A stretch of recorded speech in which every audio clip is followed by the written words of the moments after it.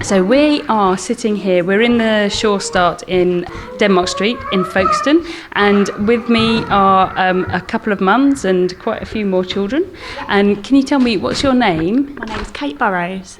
And did you consider breastfeeding your baby girl before you had her, or was it kind of a new idea to you? Yeah, she's my second child. I breastfed my first child too, and there was never really any question about whether I would breastfeed or not. It was just always seemed like the natural choice for me.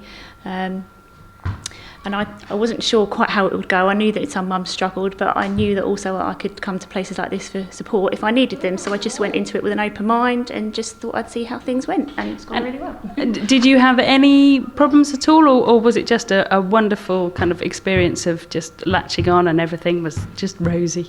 No, I think we had the usual problems that a lot of mums face. We had a bit of soreness, and I was a little bit stressed out over it at some points, but coming to groups like this really helped me to work through all of those issues, and we got there in the end. I fed my son to 22 months. Really proud of that, actually. Brilliant. And how old is your daughter? She's just turned 6 months now.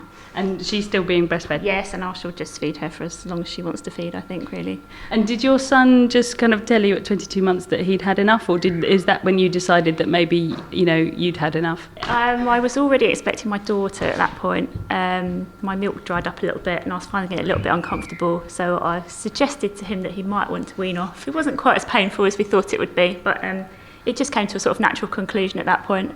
So I had a little break, now feeding the second one. And when you said you had a couple of stresses, that there were stresses, what sorts of stresses were they? I don't make children that sleep. He wasn't a great sleeper, and I think in combination with that and the breastfeeding, it was tough going for a while. But once I accepted that actually that's the way some kids are made, things became a lot easier from that point. We just went with the flow, and he's got there eventually. But I think lack of sleep really does it to you sometimes. I don't think people appreciate what lack of sleep is. I remember thinking before I had Benjamin that I would, I've done lack of sleep for 6 days. Yeah, I've done lack of sleep. I can cope.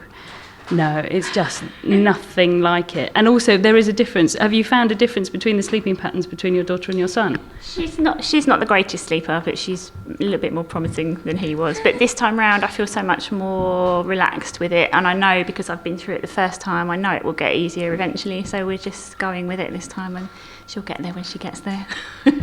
And what's your role within this group? Do you then go out and talk to other new mums? I attend here at the Shore Start Centre as a peer supporter. So I'm here, I'm present in group time. We're here as a sort of moral support, really, I guess, mostly, aren't we, for mums to come in. But I also I help to run a group out in the Caterpillar Centre in Cheriton, and I have volunteered out in Hawkinge in the past as well. So I've attended quite a few different groups now. And what does that volunteering mean? It means that we come and we give our time, and we're just here, mainly as a shoulder to cry on if mums need it, but we're also trained to give, breastfeeding advice. We're not health professionals, but we can draw on our own experience as well. So I think it's good for mums to come and talk to someone who's been there and done it before, and you can at least reassure them that what they're going through is quite normal, and they'll all get there eventually, What are the common problems that you find people coming to you with? I think a biggie is my baby needs to feed all the time, and I just didn't realise that I was going to be needed 24/7, and it's just a little bit overwhelming for some mums, I think. A lot of mums go through that shock factor, especially when it's the first baby, and I think it's just reassuring women that that's what babies do. Babies need you. And just trying to encourage them to make the most of it, make the most of feeling wanted for a while, because they won't be doing that forever.